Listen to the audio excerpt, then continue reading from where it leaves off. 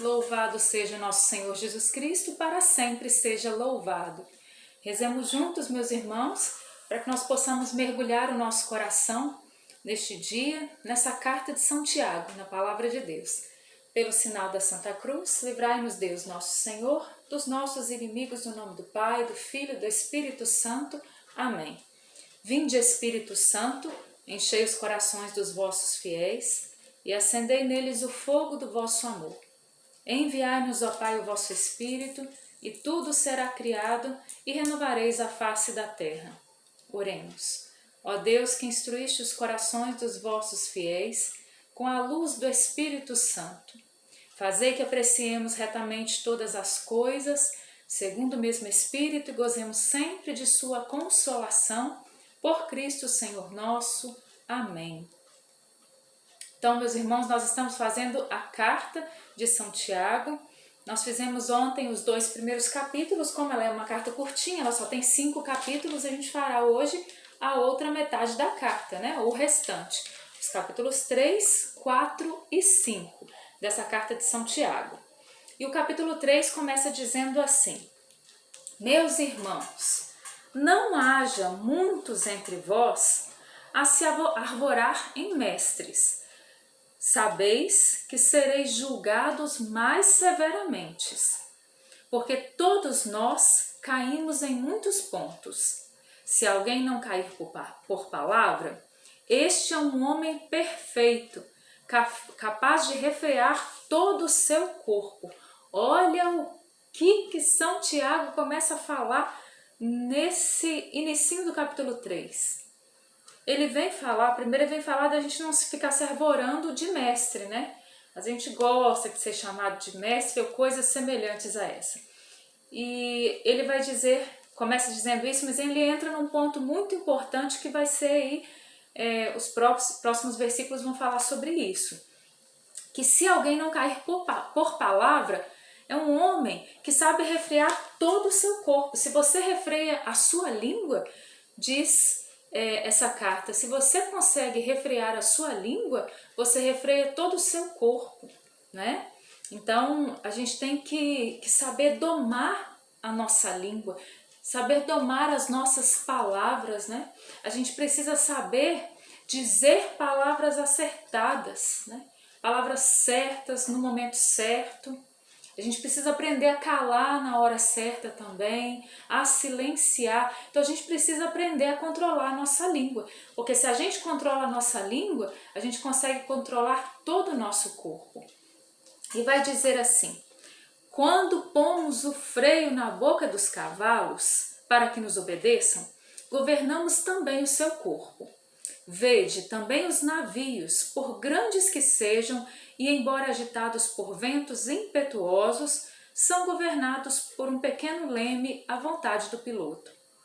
Assim também a língua é um pequeno membro, mas pode gloriar-se de grandes coisas.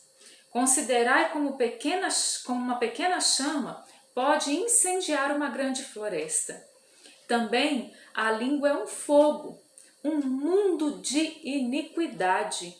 A língua está entre os nossos membros e contamina todo o corpo. E sendo inflamada pelo inferno, incendeia o curso da nossa vida. São palavras fortes, falando da língua, né? Nós sabemos que o Antigo Testamento muitas vezes ele retoma, algumas vezes ele retoma também esse tema, mas a forma como é tomado aqui, nessa passagem, é realmente muito forte. Vai dizer então que a nossa língua, quando ela é inflamada pelo inferno, ela vai incendiar o curso da nossa vida, né? E aqui não é com um incêndio santo do Espírito Santo, não, né? Ela vai causar uma devastação. As nossas palavras, elas podem causar uma devastação, né? Todas as espécies de feras selvagens, aves, répteis e peixes do mar se domam e têm sido domadas pela espécie humana. A língua, porém, nenhum homem a pode domar. Olha só, falando aqui de como que é difícil domar a língua, né? É um mal irrequieto, cheia de veneno mortífero. Com ela bendizemos o Senhor nosso Pai, e com ela amaldiçoamos os homens, feitos à semelhança de Deus. De uma mesma boca procedem bênção e maldição. Não convém, meus irmãos, que seja assim. Porventura, lançam uma fonte por uma mesma bica, água doce e amargosa? Acaso, meus irmãos, pode a figueira dar azeitonas ou a videira dar figos? Do mesmo modo, a fonte de água salobra não pode dar água doce. Então, está falando aqui dessa incompatibilidade daquilo que sai da nossa boca. Está dizendo que é incompatível a gente louvar a Deus, a gente usar a nossa língua para glorificar a Deus e ao mesmo tempo a gente usar a nossa língua para amaldiçoar, a gente usar as nossas palavras, para amaldiçoar, para matar o outro. Então a gente usa a língua para o bem e para o mal, E nós não podemos fazer isso, Não nos é permitido e nós temos que tomar cuidado, com a nossa vida. A gente sabe que a palavra de Deus vai nos fazendo refletir o tempo inteiro sobre essa realidade da ambiguidade, de sermos pessoas de duplo caráter muitas vezes, mas não era essa a palavra que eu estava buscando aqui não. De duas caras, Falando aqui, eu não lembrei agora a palavra que eu usaria, que eu queria ter usado aqui, mas aquilo que no popular a gente chama de duas caras, Também a gente não pode ter, além de duas caras, duas línguas, A gente não pode ficar usando a nossa língua para Deus e para o diabo, A gente não pode ficar usando a nossa língua para o bem e para o mal. A gente precisa ir domando a nossa língua para o bem, Agora, a partir do versículo 13, continua dizendo assim: quem dentre vós é sábio e inteligente? Mostre com bom proceder as suas obras repassadas de doçura e sabedoria. Mas, se tendes no coração um ciúme amargo e gosto pelas contendas, não vos glorieis, nem mintais contra a verdade. Esta não é a sabedoria que vem do alto, mas é uma sabedoria terrena, humana, diabólica. Onde houver ciúme e contenda, ali haverá também perturbação e toda espécie de vícios. A sabedoria, porém, que vem de cima, ela é primeiramente pura, depois pacífica, condescendente, conciliadora, cheia de misericórdia e de bons frutos, sem parcialidade nem fingimento. O fruto da justiça semeia-se na paz para aqueles que praticam a paz. Porque muita gente se considera sábio nesse mundo, Até se a gente for olhar sob o ponto de vista geral e perguntar quem são os sábios desse mundo, muitos nomes aqui vão surgir, Nomes de pessoas próximas a nós, nomes de pessoas que nós conhecemos através das mídias, etc. Mas qual é a verdadeira sabedoria, então, que nós precisamos buscar? Porque existe nesse mundo uma sabedoria que é falsa, As pessoas até parecem sábias, mas não é uma sabedoria verdadeira, porque vai dizer aqui então que a sabedoria verdadeira é aquela que vem do alto, é aquela que vem de Deus. E como é essa sabedoria? Ela é pura, Então onde não tem impureza, não tem sabedoria. Ela é pacífica, E será que nós vivemos num mundo pacífico? Será que nós somos pacíficos, Condescendente, conciliadora, cheia de misericórdia, de bons frutos, sem parcialidade nem fingimento. E aí a gente vai colocando aqui dentro desse contexto a sabedoria para ver se em nós existe sabedoria, E se existe, se nós não precisamos avançar, pedir a Deus, se nós não precisamos realmente nos tornarmos em Deus pessoas sábias, Capítulo 4. De onde vêm as lutas e as contendas entre vós? Retomando o que foi dito nesses versículos anteriores, Que já vai retomando essa realidade das contendas, Então, onde tem contenda, onde tem briga, ciúme, inveja, Como muitas vezes nós vemos até mesmo dentro da igreja, não somente, Nós vemos isso em todos os lugares, Nós vemos no ambiente de trabalho, nós vemos muitas vezes ali no ambiente escolar, nós vemos ali muitas vezes dentro das amizades, das relações interpessoais, Até dentro da família e infelizmente até dentro da igreja, A gente vai vendo isso em todos os lugares. Mas nós não podemos e não devemos ser assim. Nós precisamos lutar para que nós sejamos diferentes, E aí vai dizer então, de onde vêm as lutas e as contendas entre vós? Não vêm elas de vossas paixões que combatem em vossos membros? Paixões aqui no sentido daquilo que nos arrasta, Daquilo que muitas vezes nos inclina ao mal, né, daqueles ímpetos. Cobiçais e não recebeis. Sois invejosos, aí vai dar aqui os exemplos, né? A cobiça, a inveja. São invejosos e ciumentos e não conseguis o que desejais. Litigais e fazeis guerra. Não obtendes, porque não pedis. Então, muitas vezes, por que eu não obtenho? Por que eu não consigo tal coisa? Porque você não pede às vezes, né? Você está pedindo para Deus o que você precisa. Aí talvez você diga, realmente eu não tenho pedido a Deus não, eu não tenho rezado nesse sentido, né? Mas talvez você diga assim, não, eu tenho pedido para Deus sim, o que eu quero. E aí você fala assim, por que eu não tenho conseguido, sendo que eu tenho insistido na oração? Aí vai dizer o versículo 3, pedis e não recebeis, porque pedis mal, com o fim de satisfazerdes as vossas paixões. Não pensemos nós que Deus vai ficar nos mimando e dando a nós aquilo que a gente quer só por vaidade, só por satisfazer as nossas paixões, as nossas vontades, os nossos desejos, né? Desejos muitas vezes mesquinhos, desejos muitas vezes infantis, desejos que muitas vezes não pensam no bem do outro e muitas vezes nem pensam verdadeiramente no próprio bem, né? Mas só na satisfação de um desejo, de uma vontade. E Deus não vai nos tratar dessa forma, Ele não vai nos dar aquilo que não nos é necessário, né? Adúlteros, capítulo 4. Não sabeis que o amor do mundo é abominado por Deus? Todo aquele que quer ser amigo do mundo constitui-se inimigo de Deus. Não adianta. Ai, nossa senhora, hoje em dia tá um discurso, tá até chato, né, gente? Nossa senhora, em todos os ambientes, assim, religiosos, a gente tem visto isso, né, muitas vezes. A pessoa é modo mundo, assim, né, colocando aqui de uma forma clara, a pessoa é mundana, ela vive conforme os padrões do mundo. Ela veste conforme os padrões do mundo, ela fala conforme os padrões do mundo, ou muitas vezes a vivência dela, as coisas que ela vive são coisas do mundo. Mas ela vai na igreja e faz aquela cara de piedade e fala assim, nossa, eu sou tão de Deus, né? Já ouviu isso?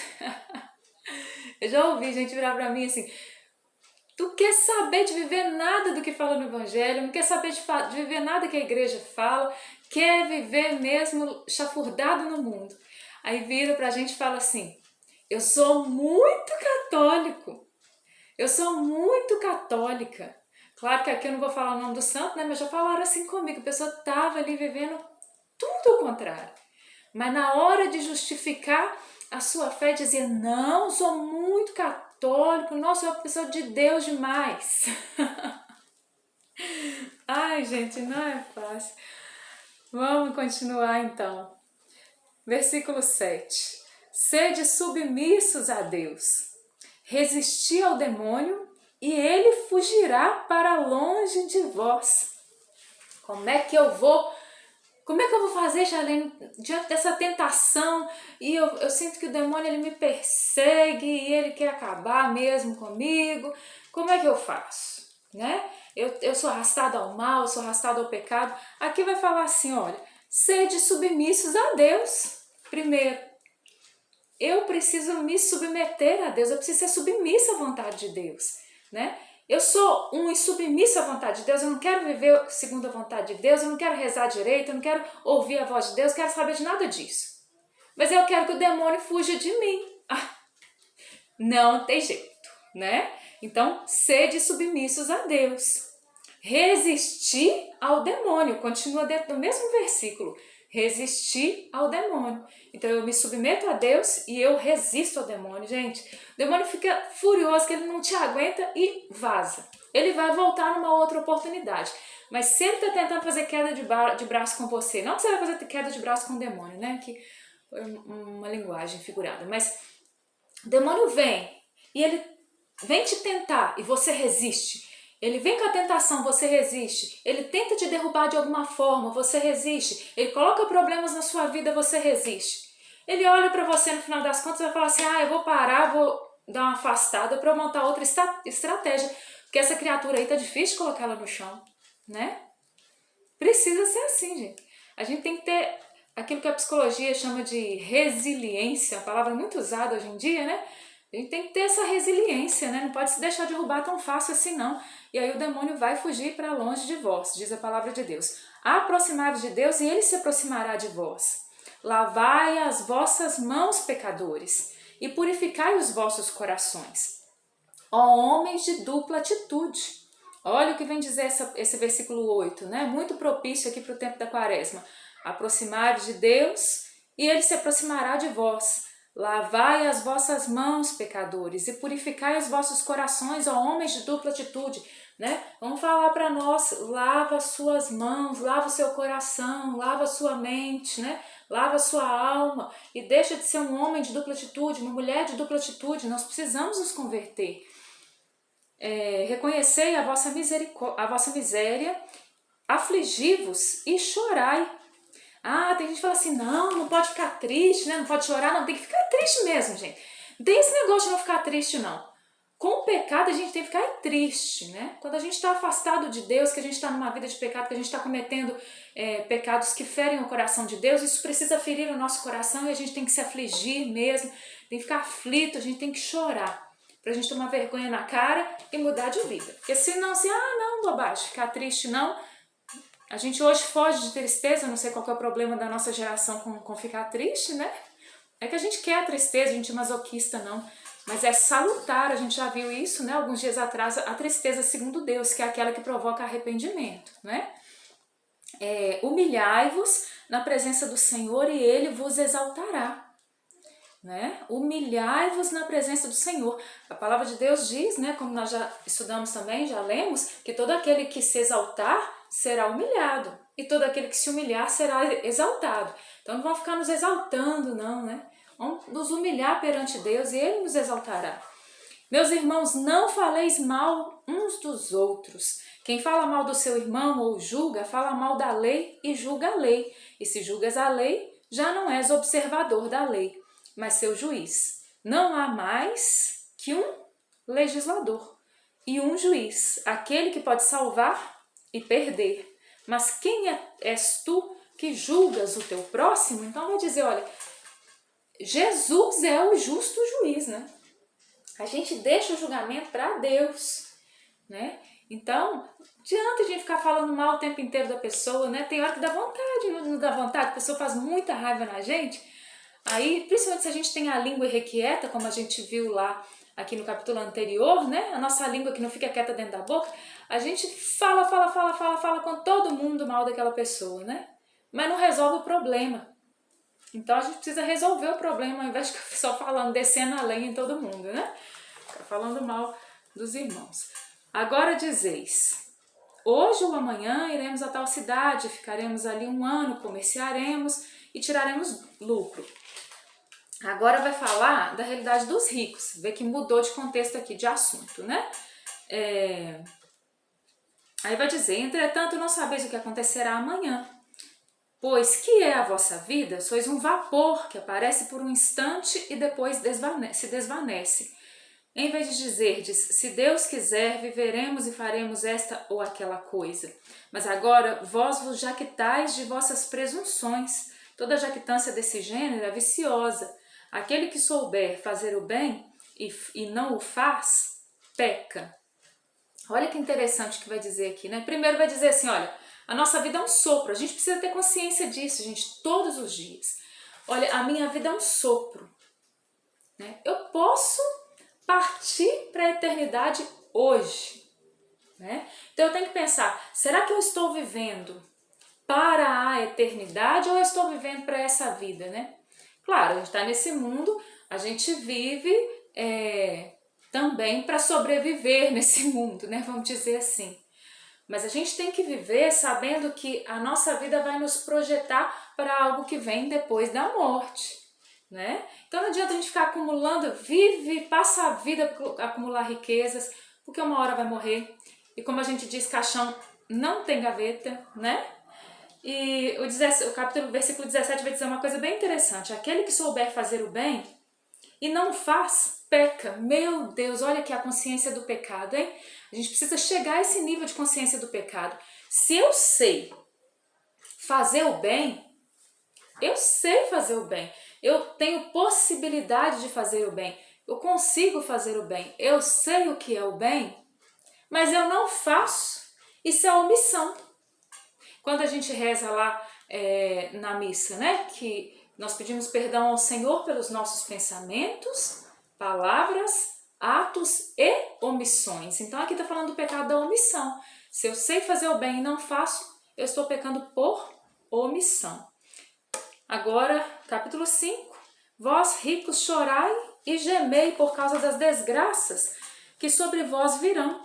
Vossas riquezas apodreceram e vossas roupas foram comidas pela traça. Vosso ouro e vossa prata enferrujaram-se, a ferrugem dará testemunho contra vós, e devorará vossas carnes como fogo. Entesourastes nos últimos dias. Eis que o salário que defraudastes aos trabalhadores que ceifavam os vossos campos clama, e os gritos dos ceifadores chegaram aos ouvidos do Senhor dos Exércitos. Gente, vamos ser justos, né? Vamos ser justos. Às vezes a gente deve às pessoas, né? Isso é feio demais, não é cristão. Não é cristão dever ninguém, né? A gente comprou numa loja, aqui, por exemplo, cidade de interior, tem muito de comprar fiado, né? Hoje em dia existe o fiado também, mas um fiado mais institucional, né? Aqui é aquele fiado de palavra que assim. Então você comprou alguma coisa, pelo amor de Deus, pague, né? Você pegou emprestado um dinheiro do seu irmão, devolva, pague o dinheiro. Você tem uma empresa, né? Você tem aí algum tipo de comércio, você não vai ficar deixando ali o seu funcionário sem receber. Tem gente que primeiro quer tudo que é seu ali abarrotado, né? Quer ter o nome limpo na praça, né? Mas o funcionário está ali passando dificuldade, ele também tem dívida, né? Ele também precisa de dinheiro. Às vezes a pessoa tem dinheiro, ela negligencia com aquele que recebe já tão pouco, né? E pensa que não vai ter que prestar contas a Deus. Vai ter que prestar contas a Deus. Nós estamos no meio de uma pandemia onde a miséria tem crescido, onde as pessoas têm passado fome. E a gente só se preocupa com o nosso bem-estar. Nós precisamos pensar um pouco nisso, né? Ou talvez precisamos pensar muito nisso, não tão pouco. Vai continuar dizendo aqui o versículo 7. Tende, pois, paciência, meus irmãos, até a vinda do Senhor. Vede o lavrador, ele aguarda o precioso fruto da terra e tem paciência até receber a chuva do outono e da primavera. Tende também vós paciência, e fortalecei os vossos corações, porque a vinda do Senhor está próxima. Eu tomo para mim essa palavra hoje, meus irmãos. Eu tomo para mim essa palavra porque eu preciso ter paciência para esperar a vinda do Senhor. Porque por esses dias eu disse que se eu pudesse, eu falava com Jesus, Jesus, vem agora. Por favor, Jesus, vem agora, né? Às vezes a gente não aguenta mais, tá difícil. Mas vai dizer, tende paciência, tende também vós paciência e fortalecei os vossos corações. E como que a gente fortalece o nosso coração? Na fé. A gente precisa acreditar, né? E esperar com confiança a vinda de Jesus, porque ela está próxima. Não vos queixeis uns dos outros para que não sejais julgados. Eis que o juiz está à porta, Jesus. Tomai, irmãos, por modelo de paciência e de coragem, os profetas que falaram em nome do Senhor, né? Então os profetas que souberam aguentar firme, que não deixaram de profetizar, mesmo em meio a tantos problemas, né, que eles viveram, mas eles permaneceram firmes. E também nós precisamos estar assim, firmes, esperando o Senhor voltar. Versículo 13 vai falar sobre a unção dos enfermos, mas vai falar coisas muito importantes aqui que cabe a nós meditarmos um pouco. Diz assim lá no versículo 13, alguém entre vós está triste? Reze, olha a fórmula. Você está triste? Reze, né? Charlene, o que eu faço com a minha tristeza? Pega a sua tristeza e transforma ela em oração. Aí continua dizendo, está alegre? Cante, né? Então, está triste? O que eu faço com a minha tristeza, Charlene? Reze, diz a palavra de Deus. Você está alegre, né? Cante louvores a Deus, né? Coloca o rádio aí, se você está sozinho em casa na última altura e vai cantar, né? Louvores a Deus. Se alguém está enfermo,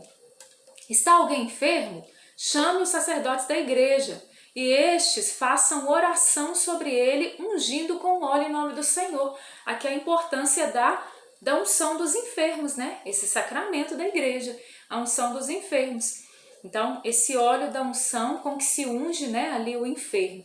A oração da fé salvará o enfermo e o Senhor o restabelecerá. Se ele cometeu pecados, lhe serão perdoados. Confessai vossos pecados uns aos outros e orai uns pelos outros para seres curados, né?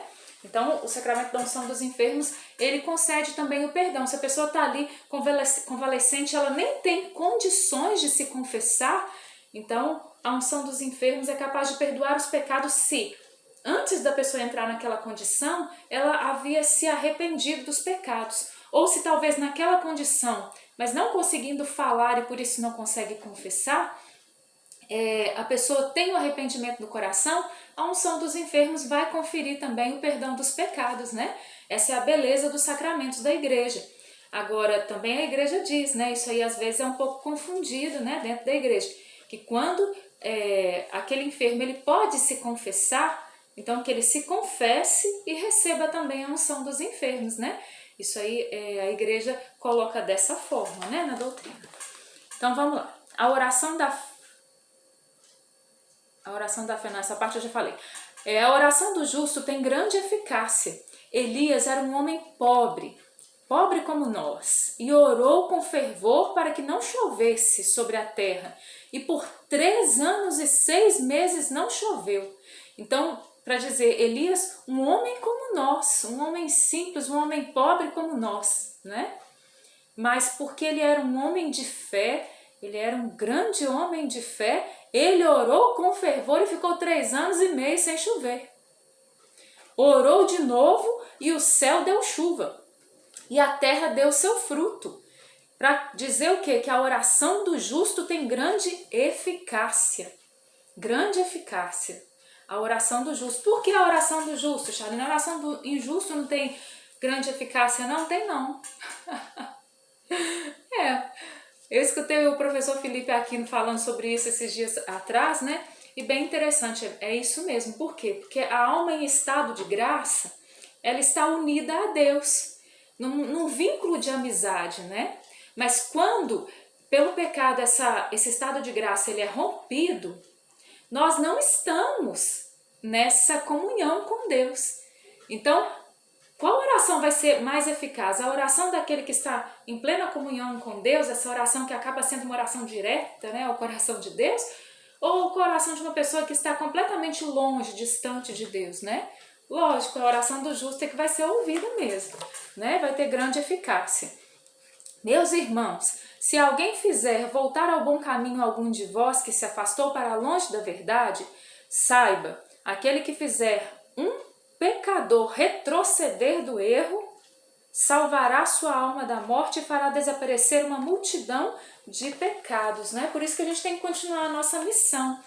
Às vezes, por causa das dificuldades, a gente quer parar a missão, né? A gente fala, não aguento mais, às vezes a própria tentação quer nos fazer desanimar, né? Os nossos problemas, tantas coisas. Mas, se a nossa evangelização, ela converter uma pessoa, a gente salvar uma alma, né? Aqui vai dizer que uma multidão de pecados nossos desaparece quando a gente consegue a conversão de alguém, né? Então vamos trabalhar, gente.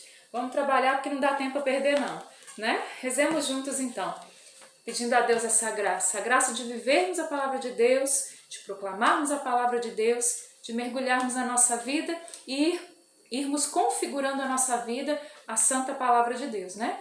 Essa é a vontade do Senhor para nós. Peçamos ao Senhor o Espírito Santo sobre nós, para que o Espírito Santo nos conduza. E nós louvamos, bendizemos, nós agradecemos a Deus por mais esse livro da Bíblia, né, que nós encerramos hoje. Essa carta, então, de São Tiago, nós já estamos quase encerrando, gente, o Novo Testamento, né? A gente, olha, começou em dezembro, a gente ainda está no mês de março e a gente já está quase acabando o Novo Testamento, né? Num instantinho, é bem tranquilo, a gente vai começar agora a primeira carta de São Pedro, a partir de amanhã. Eu tenho certeza que Deus vai falar muito ao nosso coração. Rezemos juntos, Pai nosso que estais no céu, santificado seja o vosso nome, venha a nós o vosso reino, Seja feita a vossa vontade, assim na terra como no céu. O pão nosso de cada dia nos dai hoje. Perdoai-nos as nossas ofensas, assim como nós perdoamos a quem nos tem ofendido. E não nos deixeis cair em tentação, mas livrai-nos do mal. Amém. Ave Maria, cheia de graça, o Senhor é convosco. Bendita sois vós entre as mulheres, e bendito é o fruto do vosso ventre, Jesus. Santa Maria, Mãe de Deus, rogai por nós, pecadores, agora e na hora da nossa morte. Amém. Glórias ao Pai, ao Filho e ao Espírito Santo, como era no princípio, agora e sempre. Amém. Em nome do Pai, do Filho e do Espírito Santo. Amém. Louvado seja o nosso Senhor Jesus Cristo, para sempre seja louvado.